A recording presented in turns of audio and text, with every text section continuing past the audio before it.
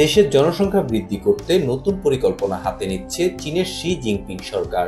যেসব বাবা মার সন্তানের জন্ম হবে তাদেরকে দেওয়া হবে নগদ অর্থ। অতি দ্রুত পরিকল্পনা ঘোষণা করতে পারে শি জিনপিং সরকার। দীর্ঘদিন ধরে জনসংখ্যা হ্রাসের সমস্যায় ভুগছে চীন। এরই মধ্যে কর্মক্ষম মানুষের সংখ্যা অনেক কমে এসেছে। দম্পতিরা সন্তান পালনে আগ্রহ হারিয়েছেন, মনোযোগী হয়েছেন সঞ্চয়ে। বিশ্বের দ্বিতীয় বৃহত্তম অর্থনীতিকে রক্ষা করতে সন্তান গ্রহণে নগদ অর্থ প্রদানের এই পদক্ষেপ নিয়েছে সরকার। একসময় বেশি জনসংখ্যায় চীনের অন্যতম বড় সমস্যা হয়ে দাঁড়িয়েছিল। জনসংখ্যা নিয়ন্ত্রণ করতে হিমশিম খাচ্ছিল দেশটির সরকার। এক পর্যায়ে ঘোষণা করা হয় এক সন্তান নীতি। এই নীতির কারণে একটার বেশি সন্তান নিতে পারতেন না দম্পতিরা।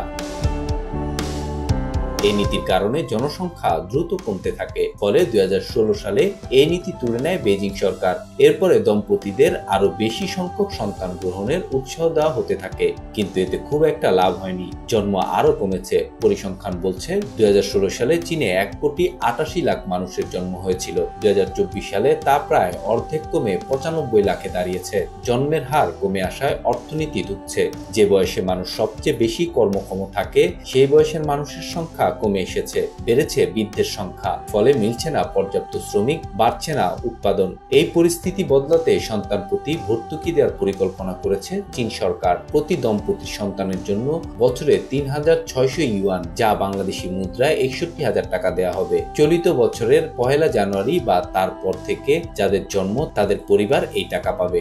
সন্তানের বয়স 3 বছর না হওয়া পর্যন্ত এই টাকা দেওয়া হবে। যদিও এখনো আনুষ্ঠানিকভাবে এ বিষয়ে কোনো ঘোষণা করেনি শি জিনপিং।